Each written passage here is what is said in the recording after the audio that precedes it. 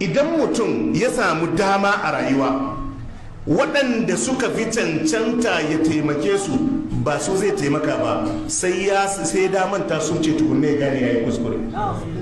Haka ne, yaran gidansa da ka samu wancan ya mallaki gida, wancan ya mallaki mota, wancan ya mallaki fili, wancan ya mallaki jari, ganan kannansa da yayunsa duk bai taimake su ba, sai ran da damanta su ce sai ya ga a tsakanin iya waɗannan zai rayu, waɗancan bai san ma inda suke ba.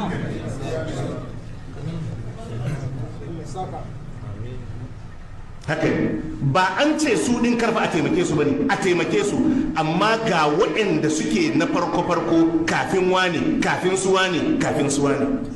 In za a yi taimako, class na farko da ake fara taimako, Allah a Qur'ani ce uwa da uba.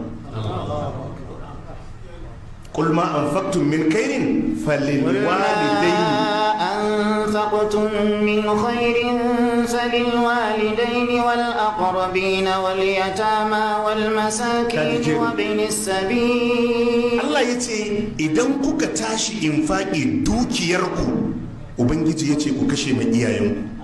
Wani ya zo ya samu annabi sallallahu alaihi wa alihi wa sallam, ayyun nasi a haɓɓo bi husni sahabati, duk duniya waye fi cancanta ya ji daɗin zama da ni, waye fi cancanta ya more ni. Annabi ya ce ummaka, mamarka. Kana da kuɗi? Sai mota wa mamarka, ka ba wa ƙaninka albashi inda kai ta inda zai kai. Kana da dukiya, kar ka bar mamarka ta dinga shiga keke na fe.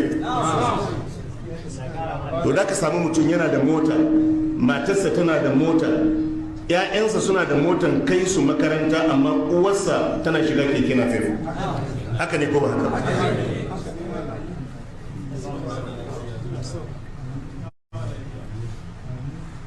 Haka ne. Na ka samu ɗakinsa da AC, ɗakin matarsa da AC, ɗakin uwarsa ba AC. Yana faruwa ko bai faruwa?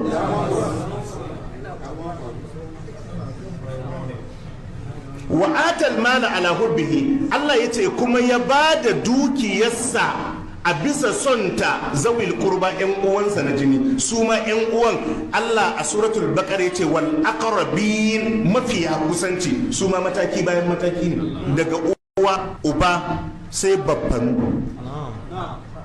yayu kanne, haka ake saukowa. To wani abokinsa ma ya fi amfanansa akan kanin ubansa. Haka ne ko ba haka?